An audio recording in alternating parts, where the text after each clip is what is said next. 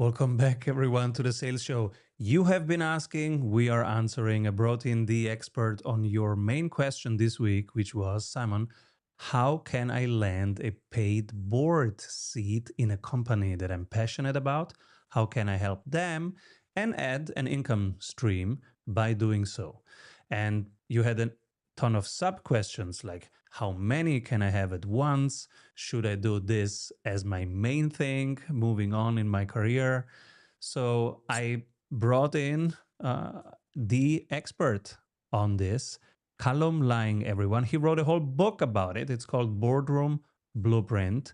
And yes, there it is. And how you can boost your career with a board seat in 60 days. That's what the book says. So we're going to explore that. He wrote many more books on how small businesses can use leverage and scale, how they can agglomerate, which is his method that he has invented.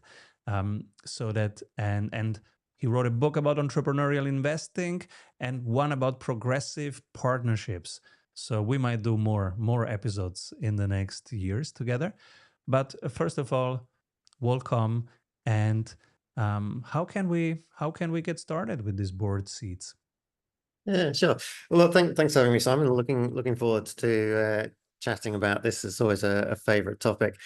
I think, look, probably even before you get onto how is better to ask why. And one of the things, so I know your audience is sort of passionate about sales, and I guess one of the things that I have been trying to solve for 25 years of being an entrepreneur is how do you fast track trust? So how do you build trust as quickly as possible with prospects and investors and suppliers and staff and everything else? And so I kind of built a whole framework around trying to get into what I call the inner circle in any industry. Sort of all the cool stuff happens in the inner circle. And so I have a framework around how you do that. And one part of that is building authority. And one of the best ways I found to build authority is sitting on board seats. It's kind of a shortcut or a hack that people give you a lot more, assume a lot more credibility for you if you're sitting on board seats. And so it's a very valuable tool. I mean, obviously, the origins of the word authority and author are the same. And so that's one of the reasons why I write books. But yeah, I found that the board seats were an incredibly useful hack. And then as a young entrepreneur, I kind of accidentally learned something. I was going out trying to find investment for my company. And I remember there was one company that I was trying to raise for, and I was really struggling to raise money at a $1 million valuation. And I kind of got frustrated. And what I did was I ended up building an advisory board for my business. And so I invited somebody from Google, I invited somebody from Microsoft, someone from Yahoo, to sit on my advisory board. And interestingly, as soon as I had those people on my advisory board, I was suddenly able to raise money at a $10 million valuation. It was like night and day. Suddenly, and again, it was kind of a lot of it was about trust. People sort of assumed, well, look, if you've got someone from Google and Yahoo and Microsoft on your board, you must be doing something right. Now, nobody actually asked who they were. Yeah, they could have been janitors for all it mattered. They were very good people, and it was very useful. But that was it was a big eye opener to me, the power of advisory boards. And then you kind of fast forward, I guess 10, 15 years. My core business, like you mentioned, is putting groups of companies together, taking them public. And we've done over 100 deals in the last 10 years, taken over 100 companies public. And so I ended up sitting on a lot of boards and being advising a lot of boards. And what I realized was when you're not on boards, they seem like they're this very big, powerful thing with amazing people that know Yeah, everything. what happens in there? Yeah, exactly. And what's interesting is that question, what happens in there, is that the boards themselves have been very deliberate about being exclusive. They don't want people to know what happens in there. They don't want people to get in the boards. It's been this very closed environment. And where that comes from is I remember the first company we took public, we built our board and we put entrepreneurs like us from around the world that we wanted on the board. And the investment banks, who are the gatekeepers to the public markets, and the public markets are the gatekeepers to the investors, said, no, you can't have that. You've got to have people on your board that have 10, 20 years public company board experience.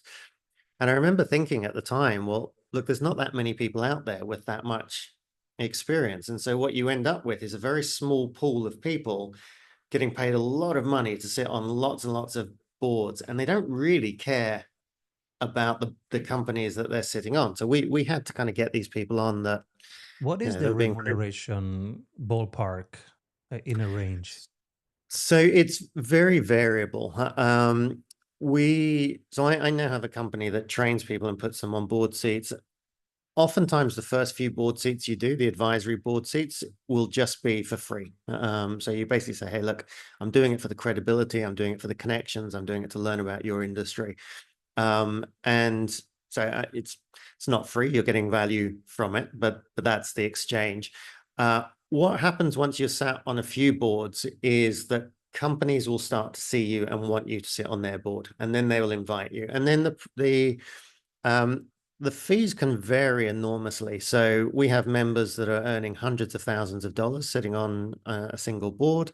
You've got basically the people that are earning millions. That's determined by the market cap of the company. So the biggest companies in the world will pay hundreds of thousands of millions of dollars. The smallest companies will be sort of paying 10, 20 grand a year for basically a part-time role.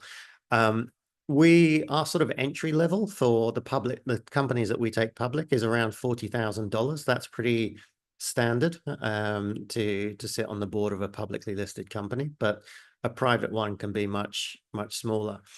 But what I realized was it had set up a situation where you had this very small pool of people sitting on these board positions.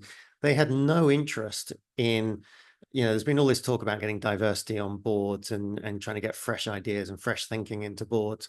But nobody on the boards wanted that because it's risky for them to bring in an outsider. And so what was happening that was driving me nuts was that there were very talented people, entrepreneurs, women, minorities, disabled people, young people that could add massive value to company boards, but they would never get onto the boards because they didn't know the right people. They hadn't gone to the right schools. They didn't know the right secret handshakes. And so because I was inside the system, I was able to kind of find the hacks, and so I ended up sort of writing the book on how you do this, because it is a situation where nobody's going to offer you a board seat unless you've already got board experience, which is, it's a little bit like when you started your career, nobody would give you work because you didn't have work experience. Same thing happens at the other end of your career with board seats. And usually you get asked to join a board. There is no pitch to go there, So right?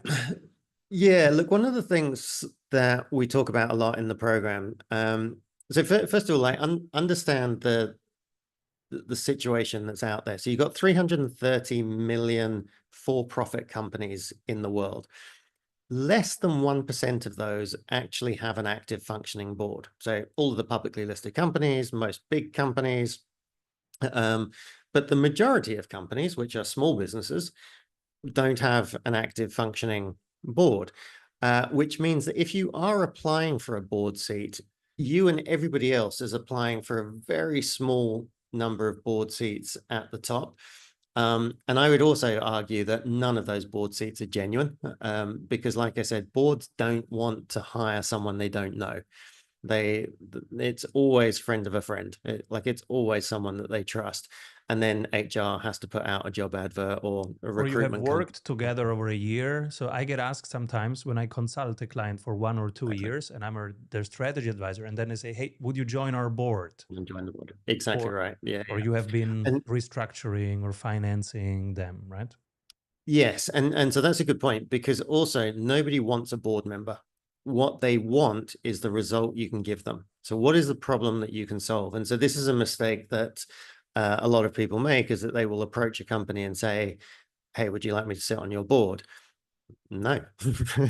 Like, why would I? But if you go and say, hey, look, if you want me to help you get into a new industry, or you want me to help you expand into this country, or raise capital, or find new clients, I can do that. And by the way, it'd be a lot easier for me to do that if I was sat on your board. It's That's a either much more it's intelligent either way of access to capital, right? Oh, this person can make it easier for us to access new capital pools or distribution or a specific skill, right? In every board, I've seen a legal person sitting in there because legal is so important and it's a strategic competence and it's different in every country. It's a headache for every CEO. And so in the board, you have a legal person usually, or a tax person, or Yeah, I mean, it's not so critical. It kind of depends on the business, because you can have what's on your board isn't necessarily so a lot of people kind of think of a board as a consultant position. And so I remember when I don't sit on many boards now because I push them all into our community, but um, when I was sitting in some fairly high profile publicly listed companies, I would get every week somebody would pitch me on why they should be on my board. And it always came through the frame of what they'd spent their career doing. So I've spent 20 years in HR, I can help you on the board, or I've spent 20 years in supply chain management. Basically, what they're pitching is a consulting service. And if I wanted that, I would hire a consultant. So a board is a very different skill set. And so, yeah, you're right. I mean, legal is one that sort of you see pop up a lot. But actually, it comes down to, are you able to solve a problem for the business? And that's the biggest thing. And different companies have different problems, but universal ones is that if you are well connected to investors, you're going to be much more popular, because almost every business is looking for growth funding. so access to capital is one thing. Access to distribution channels, access to specific skills. What is it that people can prepare for? Oh, let me improve in those skills so that I can be more valuable. Yeah, so I tend to work on the framework that, look, if you're kind of at a management level or above, and you've had at least 10 years of experience, it's less about having to learn new stuff, and it's more about being in the right rooms. Look, we've all seen people that are way less talented than us get promoted and do really, really well. And it's not because it's some fluke of nature or God-given gift or anything. It's just, if you put yourself in the right rooms, then and you can package what you've got, it becomes very valuable. So the way that we take our members through the program is, the first thing that we will do is put you on a couple of advisory boards, and more often than not, we will put you on a board in an industry that you know nothing about. And that's counterintuitive, but it's quite important. The reason it's important is that if I put you onto a board in an industry, two things happen. The first is, when you see a problem, you want to help, and so you will default to what you think you know the answer to be. And that answer is kind of what you've had in your experience. It might not be the right answer, but you will default to what you know. The second problem that you'll have is that if you're in that industry and you know how to solve problems in the business, then the founder, the CEO, will try and loop you in and turn you into a free consultant. So, and you're a nice person, and so you go, oh, okay, look, I'll come in and I'll show your staff how to do that. And suddenly, before you know it, you've gone from being a non-exec director or board member who should be focusing on strategy, to actually getting in the weeds and trying to solve problems. And that's not what you should be doing. Whereas if your background is 20 years of sales and you focus in the IT sector, and then I suddenly put you on the board of a biotech company in Korea, it forces you to ask smart questions. And then what it does is 99 times out of 100, you can't personally solve a problem. So you have to look into your network and you have to say, well, okay, who have I met or who do I know that could solve this problem for the company? Um, and once your brain gets into that pattern matching, everything changes because all the resources you need, all the money you need, all the talent that you need is in your network somewhere 1 or 2 degrees away. But most of us, especially if we're employees, we're so tied into thinking, hey, look, I get paid for me solving a problem. And as a board member, you earn value by solving a problem, but not necessarily you solving a problem. It's just as valuable if I can introduce you to someone that solves that problem for you. And of course, that's much more scalable as well. And so that's kind of the key skill that we teach. Oh, it's basically introductions. Yeah. Yeah, it's a Okay. huge. So look, you see this in every country. You see politicians that do an absolute lousy job of representing their constituents in House of Parliament or whatever, and then they leave and they suddenly walk into $1 million a year board position of a consulting company, and you think, hang on, did they suddenly become commercially aware and really smart entrepreneurs? No, it's not that. It's because they're so well connected they can open doors. And so we go through that. We have a five component framework for all of our board members, which at every single level of the game, you're you're having you basically increase these. So it's not sequential, it's something that at every level you do. So if you're getting your first advisory position, which is very easy to do, like just go and find an entrepreneur and say, hey, look, could I put together an advisory board for you and we'll help you grow the business. Keep it very informal, keep it free, but it just allows you to update your LinkedIn profile and people start to think of you as a board member. But yeah, focus on connections. Who are the connections you need to know at that level? So it's entrepreneurs, it's small company board members, it's angel investors. Those are the kind of the key connections when you're starting out. Now, when you're at the top level, if you kind of want to get into the S&P 500, then you need to be connecting with politicians, with sovereign wealth funds, with hedge funds, with media. Like it's a very different level of connections. The next component is knowledge. So you have connections, then you have knowledge. And again, most people think that the value that they add is their 20 years of IT experience. It's not. So you need to know, you need to have a basic understanding of things like balance sheets and investor relations and understanding sort of the full ecosystem of the business. And again, that at every level, that scales up again. And then it's profile. So those first two are really about how you get the board seats. The third one is profile. And the more you build your profile and get known as a board member, the more opportunities are going to come to you. So, I mean, you're more than aware of the value of profile, but the average person is known by about 200 people. The chances of one of those 200 people having a great opportunity for you are next to nothing.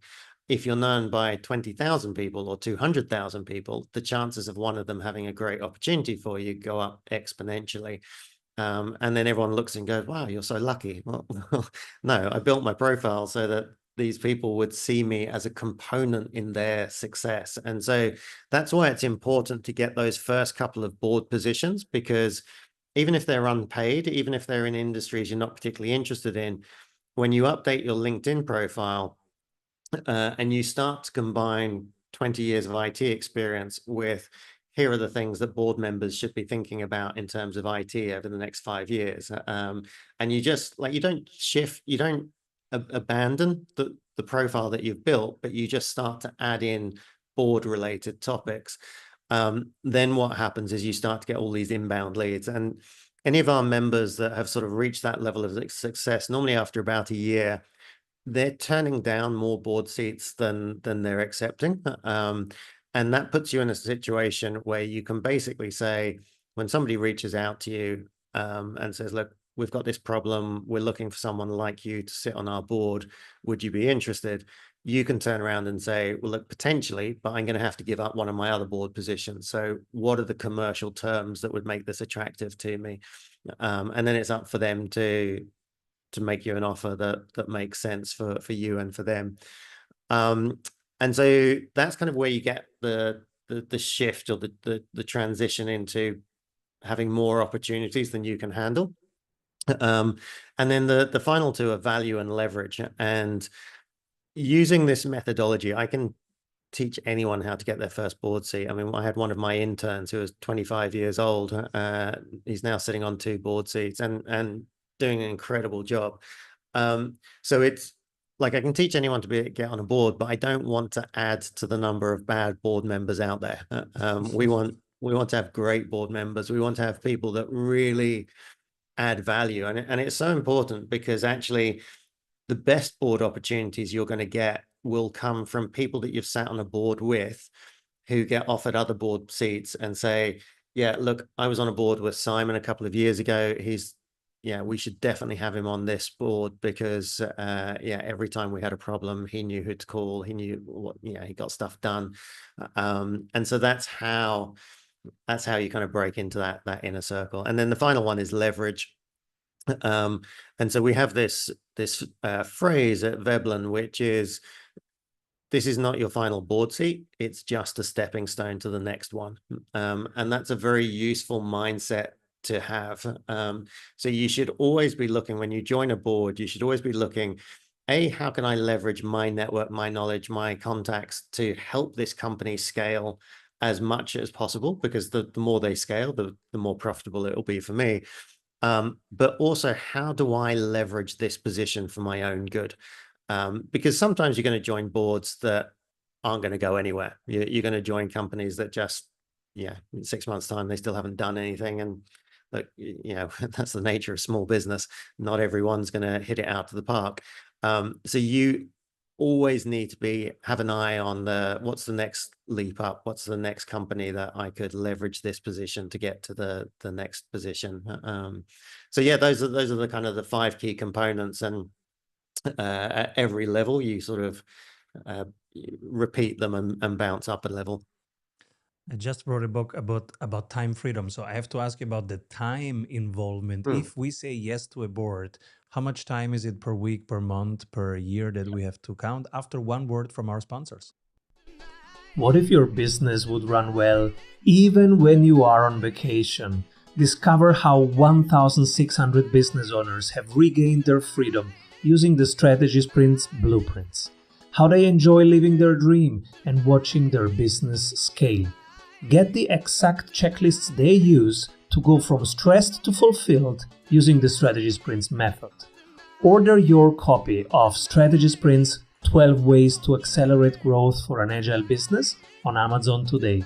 And if you love it, leave us a review. For more information, head over to strategysprints.com.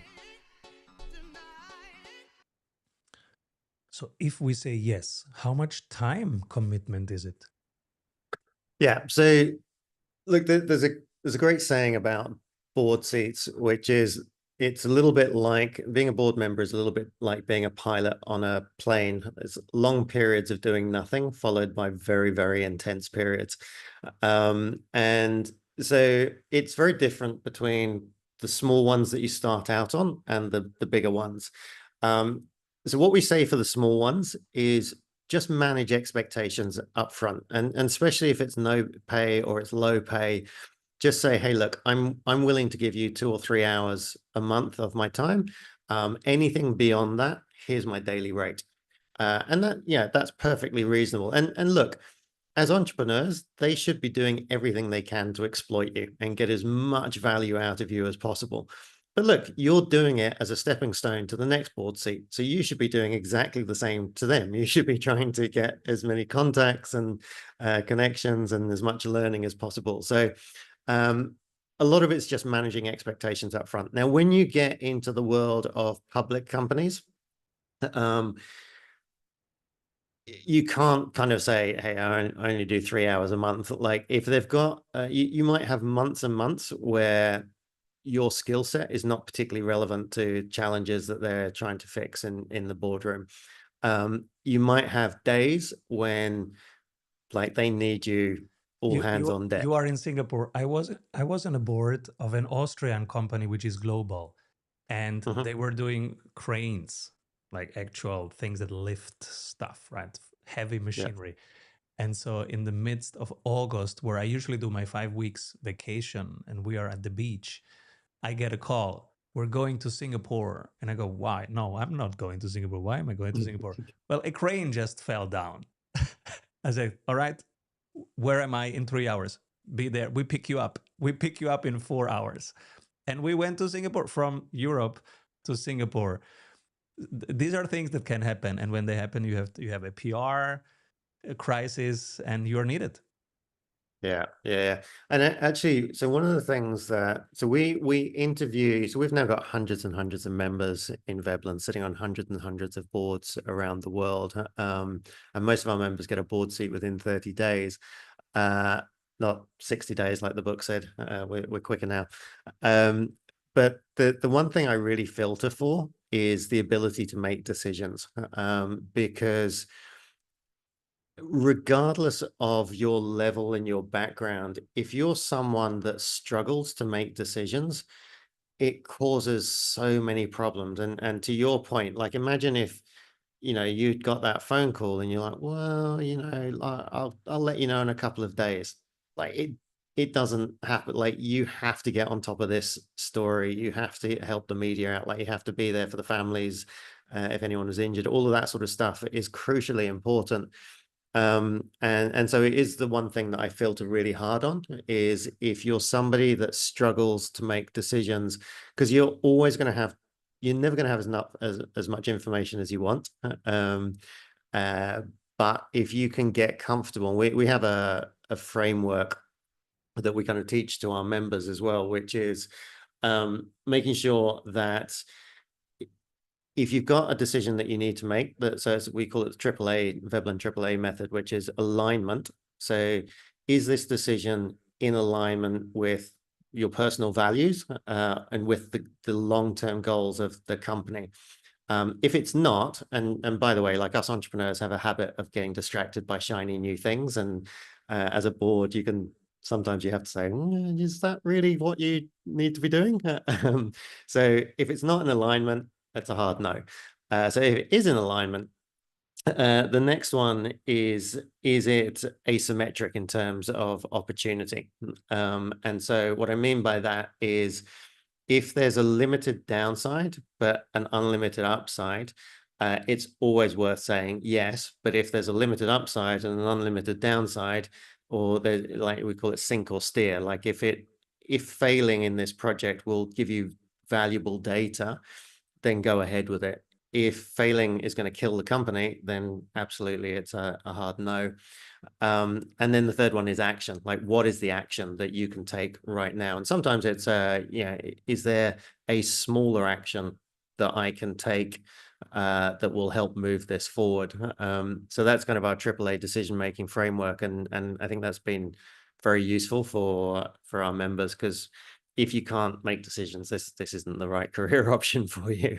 I love that. And in my own journey as an entrepreneur, I realized this is a key skill, becoming good and fast with decisions. I used to think, oh, fast decisions can be bad decisions. But actually, yes, the quality of your decision, of course, needs to be, you have to take the best decisions, but you never have the information. So you have to get quick at pattern recognition, risk management, risk calculation, in literally in percentages. You have to find risk models that are quick, that you can do in your head, so that you can decide and move on. Because if you don't decide, so many people can't move, right? Yeah, absolutely. And the sort of framework that I use for it, or the I guess mindset I use of it, is think of yourself more as a scientist that's running experiments, rather than a performer that has to get this decision right, has to get this performance right. Otherwise, I kind of get booed out of Yeah. town. If you're a scientist, then yeah, you're right. You look at the percentage terms and you say, well, look, if it's 51% chance that this can work, let's go for it. And if it fails, as long as I can learn something from the failure and it's not going to kill us, then yeah, we've got data and we can move forward. And I think that's a good way to stop yourself getting over paralyzed by, you know, thinking about the worst case scenarios and not doing anything. I literally, so I'm 45 and I've started for the first time reading book about probabilities and statistics and this kind of things, which I always found super boring.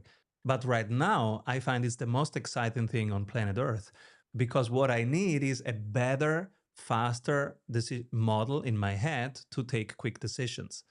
And so one thing that I've learned recently is I model two things. One is what's the probability of success versus, and then you know the downside. Okay, 80%. Okay, then I know 20% risk. But then the other one is the probability of catastrophic failure. So I do POP and POC. I do what's the probability of success, but what's the probability of catastrophic failure? And if that is more than 2%, actually maybe the other 80 are contaminated, because you never want something that's irreversible to the downside. Yeah, it's a sink or steer philosophy. So a few years ago, I did a lot of research into companies that have survived hundreds of years, and I was trying, and there's not a lot of them, and I was trying to find the commonality across all of them. Well, one thing I found interesting is the two industries that have survived the longest are religious iconography and alcohol. So it's like church builders, temple builders, yeah, and then like beer barrels, wine barrels, these sort The of eternals, the yeah. evergreens. So if you want to build a really, really long-term business, that's the way.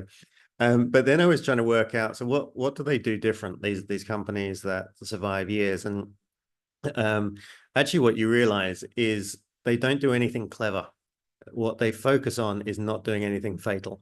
So they don't do any bet the house moves. It's all like very, very low risk.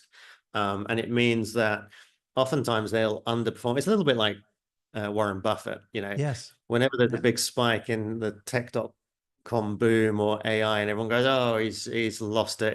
He's missing out on all these gains. And he just says, look, I don't understand it. It's not worth the risk. And he just kind of tootles along, but over 50, 60, however many years it's been now, he just outperforms the market over and over. So in the short term, he loses. And so that's what you notice with these companies that have been around for hundreds of years, is they don't do anything that's particularly amazing, but they don't do anything stupid either. Charlie Munger turned it into a method. He said, I do inversion. And he says, I go to the deathbed. So what can I do to kill this company? And then he finds one or two things. If I do that, we're toast. And then he just takes decisions that avoid those two things. And by doing that, he says, we have already done well because we have avoided the catastrophic failure. Yeah, well, I mean, they famously always said they look for companies that could be run by an idiot, because one day they will be. They will be. Over 100 years, you might have some mixed results in management. Yeah. This is fascinating. So we know how much time commitment it is, how to look at that boundary. You can say, okay, this many amount per hour, 2 hours per month, and then everything above I will charge. And what's the max amount of board seats that's healthy? Yeah, so that's a good question. And I think it very much depends on the individual. So we've got retirees that are sitting on 6 or 7 board seats. But they've also kind of, some of them are paid, some of them are unpaid, and they've sort of managed expectations, and they've got nothing else to do. And so they're quite happy doing it. They're quite happy doing the reading around it and trying to help those businesses. And it keeps, it's fun for them. Most of the people that we have that are in full-time employment are normally sitting on maybe 2 or 3 boards. And yeah, we get a lot of people that are sort of in their 40s. And to your point, they're looking for time freedom. So they've got full-time roles. But if they kind of sit out and play the game like they're supposed to, they've got another 20 years of this, and it's just hard yards. And so what they're trying to do is to get on a couple of boards now, start to build their board portfolio, and get to a point where they start to get some paid board roles so that they can then make a decision of, okay, I'm going to move to, it might be a little bit less earning potential, but I've got that time freedom back. And interestingly, the way that we structure our program, because this is kind of a key point on the earning potential. Most people, when they look at a board seat, they think the earning potential is what you get paid in salary. To me, that is the least interesting part of the equation. There are so many more ways to monetize your board role. And this is why I talk about, like, once you're in the inner circle, and sitting in a board is often like the inner circle. You get to see holistically what the business is doing. You get to see where it's going to be spending money in the future. You get to see, like, what kind of acquisitions it's going to be doing. There are many, many ways that you can monetize a board seat. And I always give the example, like I said, I turn down most board seats now, but if I was offered the opportunity to sit on the board of SpaceX or OpenAI, I would pay hundreds of thousands of dollars to be in that board. Why? Because you could leverage it so much, like those contacts and your ability to open the door to any investor you want to talk to, because you're sitting on the board of SpaceX. I mean, if you're sitting on the board of SpaceX, you can get a phone call with president of any country. Like, you can basically leverage that to get in to meet whoever you want. And so that's the way to think about it, is like, salary, like I said, salary is the least interesting. It's a nice to have, but there are plenty of boards that our members join because they can immediately see how they can monetize them in ways. And maybe it's that they just want to learn about that industry or get the key sales contacts in that industry. Maybe it's other people on the board. I've joined boards specifically, not because I was particularly interested in the company, but I was very interested in the other people sitting on the boards, and I wanted those relationships. So there's lots of ways, once you get on the pitch, to different ways to score goals. And right now you are on how many boards? No, so actually I'm not on any public boards. So I basically came off them. And I mean, I still get offers of board positions on a regular basis, but I just push it into Veblen directors.